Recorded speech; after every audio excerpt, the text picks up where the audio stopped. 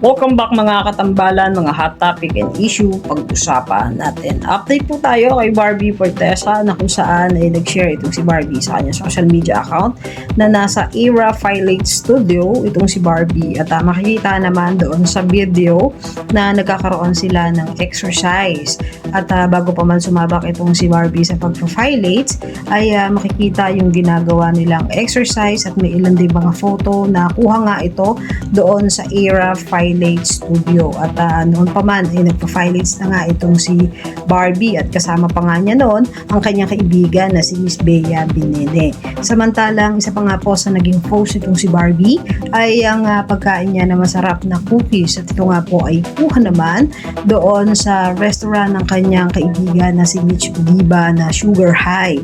Makikita na nag-e-enjoy sa pagkain ng napakasarap na cookies itong si Barbie Fortesa. Samantalang isa pa nga po sa isinure nitong si Barbie ay yung pagdalo niya doon sa birthday celebration ni Pao Puyong at makikita naman yung ilang mga photo na kung saan ay sinure nitong si Barbie Fortesa at may pagbati pa nga po doon sa kanyang kaibigan. Samantalang isa pa rin sa aabangan naman ngayong February 25 ay ang pagpapalabas ng Until She Remember na pagbibidahan ni Barbie Fortesa at Miss Jaro Santos. Makikita naman yung ilang mga magagaling na artista na makakasama nitong si Barbie sa Until She Remember na talaga namang aabangan. Yan po yung mga update natin ngayon kay Barbie. Kayo mga katambalan, anong masasabi niyo? Comment lang sa comment section at pag-usapan natin. Yan ang mga hot topic and issue dito lamang sa Tambalang JK.